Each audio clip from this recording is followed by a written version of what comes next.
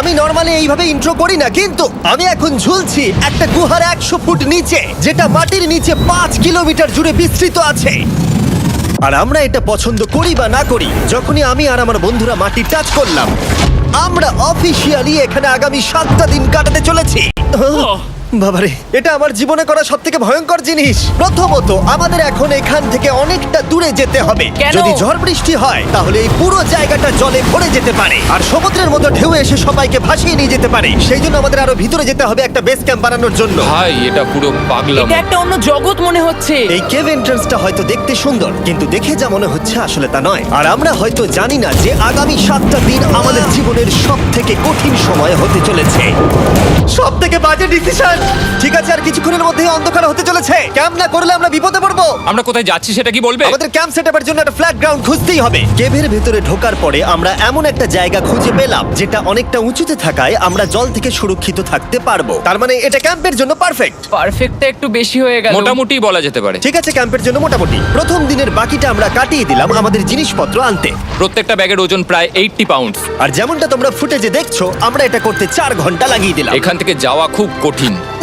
তারপরে আমরা সবাই বেস ক্যাম্পে ফিরে গেলাম। ঠিক আছে, আমরা এখানে লাইট লাগিয়ে দিলাম। আমাদের সব জিনিসপত্র হোম বেসে চলে এসেছে। একটু ক্যামেরাটা ওদিকে দেখাবে? ওদিকটা কিন্তু ভয়ানক অন্ধকার, আর সবসময় এরকমই থাকবে। তাই আমরা ক্যাম্পিং গ্রাউন্ডের জন্য খুব বেশি কিছু করতে পারলাম না। কটা ফুটো করে দড়ি টাঙিয়ে দিলাম। এটা ধরো আর ওঠো দেখি। মনে হচ্ছে আমাদের হ্যামকগুলো ভালোই সাপোর্ট পাবে। আর তারপরে আমাদের সার্ভাইভাল গাইড জোয়ের সাহায্যে আমরা হ্যামক টাঙালাম। এই সরু দড়িটা আমার হ্যামকটাকে ধরে রাখবে। হ্যাঁ, ডিনার খেয়ে আমরা প্রথম রাত্রি ঠান্ডার জন্য তৈরি হলাম। আমি মিথ্যে কথা বলবো না, আমি যতটা ভেবেছিলাম তার থেকে এই হ্যামকটা অনেক বেশি কমফোর্টেবল। এই আমি তো আমার চমকেই হাতটা তো গেছিলাম। বড় কেন ভাই? এই কেভটা 2.5 কিলোমিটার ডিপ, আর আমরা এখন এন্ট্রান্সের কাছেই ক্যাম্পিং করছি। কাল আমরা অনেক কিছু এক্সপ্লোর করব। তোমরা কেমন ঘুমালে? ভয়ঙ্কর। ঘুমই হয়নি। এটা সত্যি একটা অস্বস্তিকর পরিবেশ। কেবের উপর থেকে অনবরত আমাদের উপরে জল পড়েই যাচ্ছিল, তাই উপরে একটা প্লাস্টিক চাপালাম, কিন্তু তাও আমাদের হ্যামকের উপরে জল পড়েই যাচ্ছিল। একটা আইডিয়া আছে, চলো শেল্টারগুলোকে ভালোভাবে তৈরি করি। আমার মনে হয় এই প্লাস্টিকগুলোকে জুড়ে দিলে আর জল পড়বে না। বাহ, তুমি তো জিনিয়াস। আমি শুধু একজন ইউটিউবারই নয়, ঠিক আছে? আমার হ্যামকটা এটার উপরে ঝুলছিল। মানে দেখো, আমি আরেকটু হলে হ্যামক থেকে নেমে পড়ে যেতাম। আর আমরা সেই সময় এটা বুঝতেই পারিনি যে এই গর্তটা প্রায় 40 ফুট গভীর। তাই যখন আমি আর শন প্লাস্টিকগুলোকে জুড়ছিলাম, তখন ম্যাক আর কার্ল এই গর্তটা কতটা ভয়ঙ্কর সেটা দেখতে গেল। আমার হ্যামকটা দেখতে পাচ্ছো? ওখানে আমি ঘুমোচ্ছিলাম। এদিকটা দেখো। আর যেহেতু এই কেভে সব একই রকম দেখতে, তাই আমাদেরকে ফলো করা অনেকটাই কঠিন ছিল। এই ম্যাপে তোমরা আমাদের হোম বেস দেখতে পারবে, আর দেখতে পারবে ওরা ওখান থেকে কত দূর হ্যাঁ, যাচ্ছে। এটা তো খুবই ভয়ঙ্কর। ভাই এটা পাগলামো। আর যখন ছেলেরা র্যান্ডমলি এক্সপ্লোর করছিল, তখন আমি আর শন ক্যাম্পে কাজ করছিলাম। এই স্লিপিং ব্যাগটা এখানে কেন পড়ে? কারণ এটার থেকে পিয়ের গন্ধ বেরোচ্ছে। ইয়া, এটার থেকে শেখা উচিত স্লিপিং ব্যাগ ভাড়া নিতে নেই। আমরা স্লিপিং ব্যাগ কেন ভাড়া আমি- নিয়েছি? কেন আমি আমরা জানি না। স্লিপিং ব্যাগগুলো কিনে আনতে পারলাম না? আর তারপরে আমরা এই দুটো প্লাস্টিককে জিপ টাই দিয়ে জুড়ে দিলাম। কিছু মনে করো না, এই দড়িটার উপরে আমার জীবন বাজি আছে। আর তখন ওইদিকে ম্যাক আর কার্ল তখন ওই গর্তের মধ্যে। ও মাই গড, ম্যাক! আর শেষ পর্যন্ত ওরা একদম নিচে পৌঁছে গেল। এই, আমি তো ভাবলাম সবাই ক্যাম্প নিয়ে কাজ করবে। আমরা শুধু দেখাচ্ছিলাম জায়গাটা কতটা ভয়ঙ্কর। না পড়লেই হবে, তোমাদের স্কিল নেই। আচ্ছা ঠিক আছে। আর যদিও ওদের এবার ফিরে আসা উচিত ছিল, কিন্তু কাল আর ম্যাক এটা কতটা গভীর সেটা দেখানোর চেষ্টা করলো। ভাই এটা দেখতে দারুণ লাগছে। তুমি কি নদীটাকে পার করতে পারবে? কিন্তু ওরা এটা জানে না যে এই রিভারটা এই কেভের গোটাটাই জুড়ে আছে। তার মানে এর মধ্যেও আমাদের কিছুটা সময় কাটাতে হতেই পারে। ওই তো ওরা এসে গেছে। এসো। তোমরা রান্না করে রেখেছো তো? হ্যাঁ, রান্না করেছি। ঠিক বলেছ। একটা নতুন বাড়ি, ঠিক বলেছি তো? একদম। এখন আমাদের একটা ছাদ আছে। আর এটা তো দারুণ। জিমি রান্না বেশ ভালোই আর করেছে। আমরা আমাদের ফায়ার পিটটাকে এই সুন্দর জায়গাটাতে নিয়ে এসেছি। জায়গাটা কেমন? বেশ গরম। আরামদায়ক। এই পাথরগুলো গরমটাকে ধরে রাখবে এবং ওপর থেকে যে পি পড়ছে সেগুলোকে আটকে দেবে। ওটা পি নয়। তাহলে ওটাকে কি বলবো? যদি জানি না, হয়তো বৃষ্টির জল হবে। না, এটা বৃষ্টি নয়, পাথর মানে ইয়ে তুমি করছে। এই একটু উপরে দেখাও। তুমি মেঘ দেখতে পাচ্ছো? পাথর দেখা যাচ্ছে। এটা বৃষ্টি নয়, রক পি। Rock P. ঠিক আছে, রক পি। ঠিক আছে, এটা রক পি। আর একটা শুকনো রাত ঘুমিয়ে কাটাবার পরে আমরা ঠিক করলাম জো আমাদের সার্ভাইভাল এক্সপার্ট, তাকে নিয়ে আমরা কেভের শেষ প্রান্ত অব্দি যাব। Cave, cave! Cave, cave, cave! Cave. দেখা যাক আমরা কেভের কতটা গভীরে যেতে পারি। তোমরা কিন্তু মনে রাখবে আমরা সবেমাত্র কেভের এন্ট্রান্সের দিকেই আছি, আর আমাদের ইচ্ছা এই কেভের শেষ প্রান্ত অব্দি যাওয়া, অবশ্যই না মরে গিয়ে।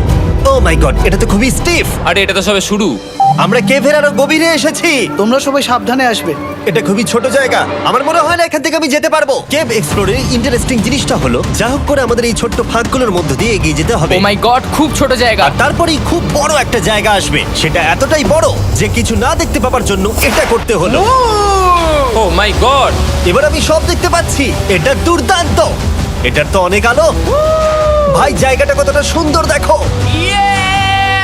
বাপরে কি আলো, আমি তো তাকাতেই পারছি না। আমি তো অন্ধ হয়ে যাব মনে হচ্ছে। এ বাবা, এটা কি হলো? আমরা বোধহয় ঠিক মতো এটাকে ব্যবহার করতে জানতামই না। চলো এগিয়ে যাই। আর তাই আমরা এগোতে থাকলাম। এই যে এই জায়গাগুলো, এগুলো খুব ভালো ধরার এখানে? জায়গা। এগুলো ধরে এখান থেকে পা ঘুরিয়ে চলে আসতে পারবে। এইভাবে কি? একদম পারফেক্ট। জো সব থেকে ভালো কেভ গাইড। এভাবে কেউ গাইড করতে পারবে না। ঠিক আছে, এইবার ব্যাপারটা ইন্টারেস্টিং হবে। কি? এটা কি? এখান থেকে আমাদের ওয়েট শুট পরে সাঁতার কেটে যেতে হবে। গতকাল ম্যাক আর কার্ল এটা নিয়ে মজা করছিল, কিন্তু এই কেভে আমাদের পরের অ্যাডভেঞ্চারটা ছিল একটা প্রায় জমে যাওয়া নদীর মধ্যে। ও মাই গড, এটা তো পাগলামি! তার মানে আমাদের ওয়েট শুট পড়তেই হবে যাতে আমাদের হাইপোথার্মিয়া না হয়। আমরা এটা কেন করছি? এই এক্সপেরিয়েন্সটা তো জীবনে একবারই হবে। কি? এটা বলতে করলে চাইছো হয়তো আর নাও বেঁচে থাকতে পারি। আমাদের এই কেভের শেষে পৌঁছতে হলে আমাদের এই নদীর মধ্য দিয়ে, এই ছোট্ট ফাঁকগুলোর মধ্য দিয়ে সাবধানে ধীরে ধীরে এগিয়ে যেতে হবে। আস্তে আস্তে নামো, স্রোতের কারণে পা পেছনে টানতে পারে। ঠিক আছে, আমি তাহলে নামছি। তুমি ওই দেয়ালগুলো ধরে ধরে এগোতে থাকো আস্তে এটা তো আস্তে। খুব ঠান্ডা। তুমি পারবে জিমি। জানি না এখানে ঢুকতে পারবো কি না। জিমি, এবার তুমি জল থেকে উঠে দাঁড়িয়ে পড়ো। এটা সত্যি একটা পাগলামি। এখানে কি ঠান্ডা! যখন তোমরা খুব ঠান্ডা জলের মধ্যে থাকবে তখন একটা পাথরকে ধরে এগিয়ে চলা খুব কঠিন হবে। ও মাই গড, এটা সত্যি পাগলামি। ম্যাক, কার্ল, চলে এসো। আমার ভয় লাগছে। চলো চলো, পারবে। ভাই। এগোতে থাকো, পেছন দিকে তাকিও না। একবার দেখো আমরা কি করছি। কিন্তু এই বাধাগুলো এতটা কঠিন ছিল না সামনে যা আসতে চলেছিল তার তুলনায়। আমরা পেরেছি। কেভ কেভ কেভ এই, কেভ। একটা কথা শোনো, আমরা 10% আসিনি। তার মানে এখনো আমরা শুধুমাত্র সার্ফেসেই রয়েছি, আর শেষ প্রান্তে পৌঁছতে হলে আমাদেরকে আরো 2 কিলোমিটার যেতে হবে।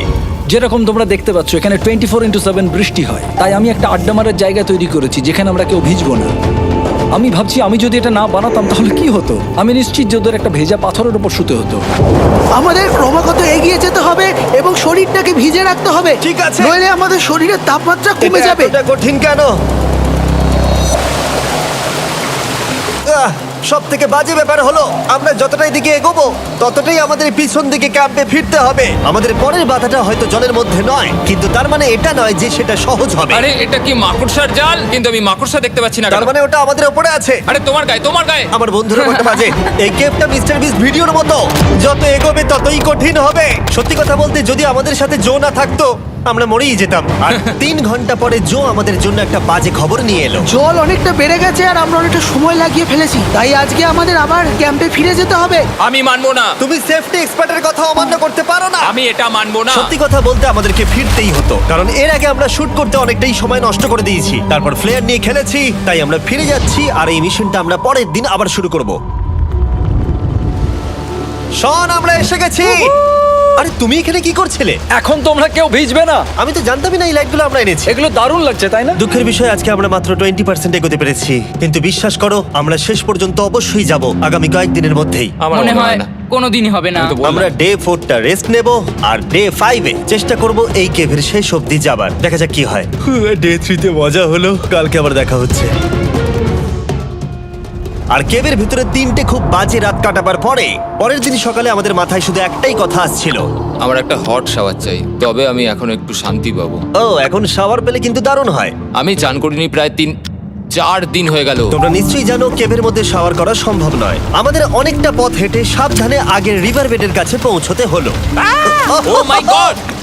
আমি আমার ব্রেনকে ফিল করতে পারছি। আমি এভাবে ব্রেনকে ফিল আমার করিনি। কপালটা জমে গেল পুরো। চলো ড্রোন দিয়ে মাথার চুলগুলো শুকিয়ে নি। এদিকে এসো ড্রোন। ও দাঁড়াও দাঁড়াও দাঁড়াও, এটা কিন্তু কাজ করছে। হ্যাঁ, দারুণ কাজ করছে। ড্রোন থাকতে হেয়ার ড্রায়ারের কি দরকার? আর চুল শুকানোর পর আমরা জোয়ের সাথে জার্নির প্ল্যান করতে বসলাম। এটা কি জো? এটাই কেভের ম্যাপ। আগেরবার আমাদের থামতে হয়েছিল কারণ জল খুব জোরে বইছিল। এখন বৃষ্টি কম হচ্ছে, তাই কালকে আমরা নিশ্চয়ই এই কেভের শেষে পৌঁছে যাব। এটা ভয়ঙ্কর হতে চলেছে। প্রথমে আমাদের কালকে যেখান দিয়ে গেলাম সেখান দিয়ে আগে যেতে হবে। জলের মধ্যে ঝাঁপ দিতে হবে এবং পাথর দেখে হাঁটতে হবে।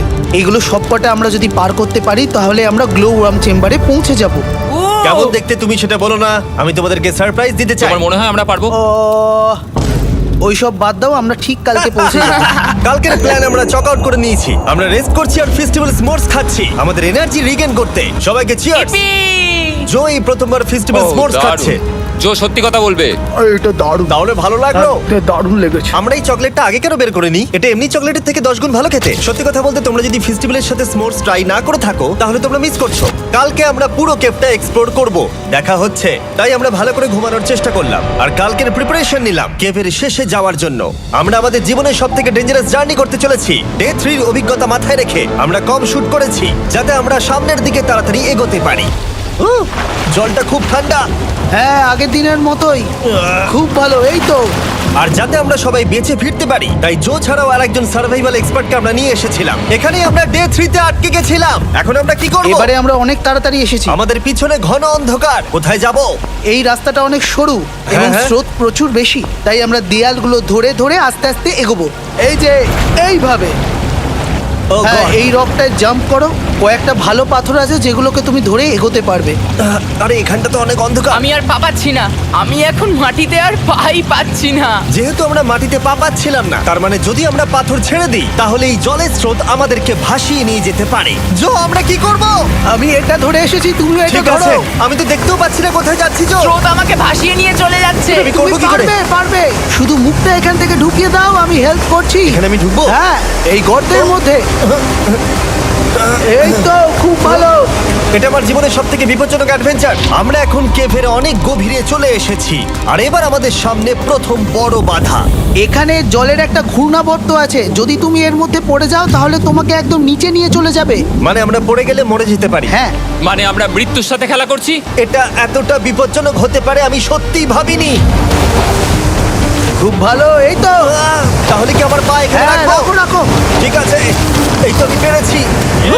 এটা আমার ভাবনার থেকেও বেশি কঠিন ছিল। এই নদীটা কতটা শক্তিশালী এই গোটা কেভটাকে তৈরি করেছে। কিন্তু মজার ব্যাপার হলো আমরা পাথরের মতো শক্তিশালী নই। আমি শুধুমাত্র মানুষের মতোই শক্তিশালী। সৌভাগ্যবশত কাল এই অ্যাডভেঞ্চারে লিড করেনি, তার বদলে আমরা একজন অ্যাভেঞ্জার জোকে পেয়েছি। ও কতটা এক্সপার্ট তার প্রমাণ হিসেবে বলতে পারি। সে লিটারালি কতটা ওপর থেকে আমাদেরকে নদীতে ঝাঁপ দিয়ে দেখালো।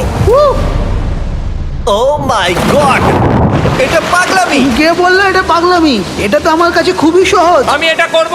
তুমি কোনোভাবেই এটা করতে পারবে না। আরে কি বলছোটা কি তুমি? আমি এক্ষুনি করতে চাই। চলো যাচ্ছি Joe. God speed back. Jimmy আমার সাথে যা যা করেছে তার কাছে এটা তো কিছুই নয়। 3, 2, 1।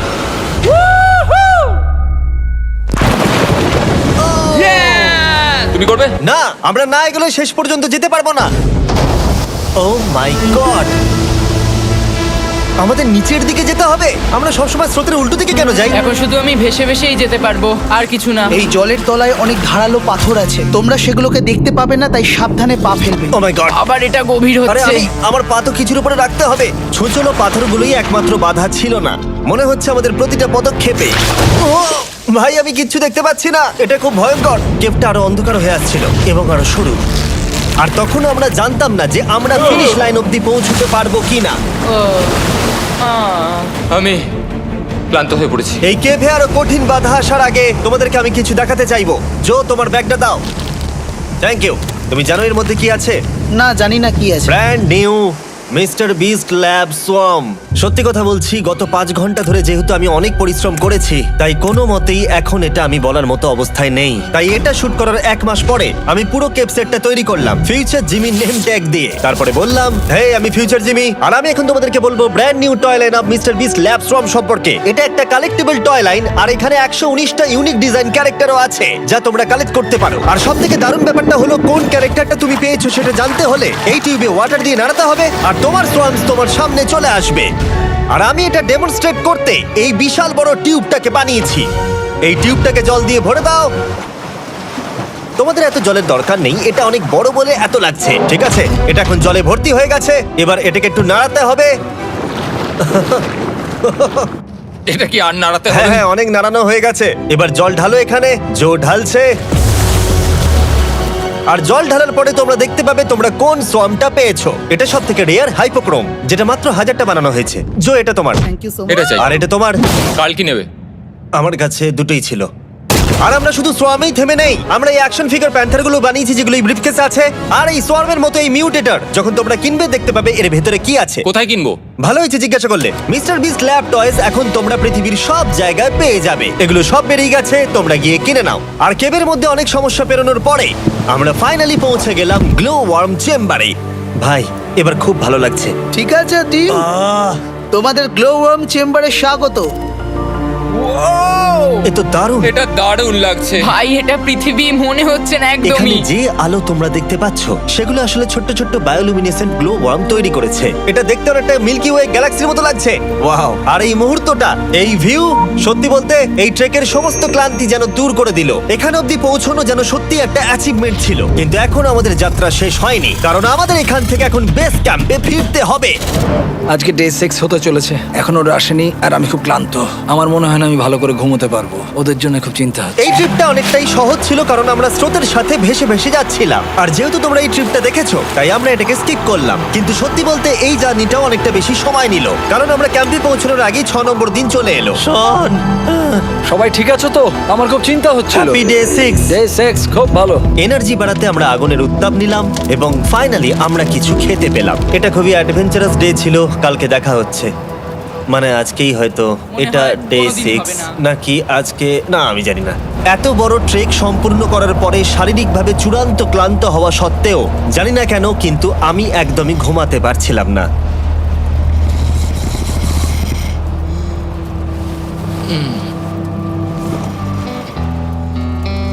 আমি 7 দিন সলিটারি কনফাইনমেন্টে কাটিয়েছি, কবরে কাটিয়েছি, 7 দিন রাফটে থেকেছি। কিন্তু সত্যি কথা বলতে এটা সবার থেকে বেশি কঠিন ছিল, কারণ সব সময় ভিজে, ঠান্ডা, প্রত্যেক মুহূর্তে এই পাথরগুলো শরীরে ব্যথা দিচ্ছে। বেশিরভাগ সময়টাই এই কেপটা দুঃস্বপ্নের মতো ছিল। কিন্তু তোমার আর আমার মধ্যে জিমি! ইয়ো! গার্ড, আমাকে দেখতে পাচ্ছো? এটা পৃথিবীর সবথেকে উজ্জ্বল টর্চ। মজার মুহূর্ত অনেক ছিল। মাটির নিচে 300 ফুট গভীরে অভিযান চালানো থেকে আমাদের সবাই মিলে হ্যামক নিয়ে হাসাহাসি করা সবকিছুই অভিযানের অংশ ছিল। যেহেতু আমাদের সঙ্গ দারুণ, চলো তিমির মতো আওয়াজ করো। তাই এই ভিজে, ঠান্ডা, পাথুরে অদ্ভুত কেভের ট্রিপটা বদলে গেল আমাদের জীবনের সব থেকে সুন্দর মুহূর্তে।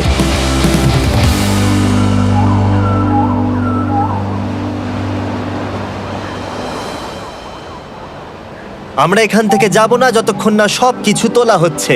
আর আমি সবকিছু বলেছি মানে সবকিছুই। চলো এবার বেরোনো যাক। আর যখন আমরা মাউথ কেভে আবার ফিরে এলাম, ভাই ওপরটা দেখতে দারুণ লাগছে। তখন জোয়ের জন্য একটা সারপ্রাইজ ছিল। বেরোনোর আগে জো, আমরা তোমার কাছে কৃতজ্ঞ। তাই এই নাও $50,000 নিউজিল্যান্ড ডলার, 10,000 করে প্রত্যেক জনের প্রাণ বাঁচানোর জন্য। Oh my God, thank you so much Jimmy. Thank you Joe. Love you, Joel! এবার আমাদের সব কাজ হয়ে গেছে, চলো বেরোনো যাক। 7টা দিন পরে আমরা ফাইনালি এখান থেকে বেরোচ্ছি।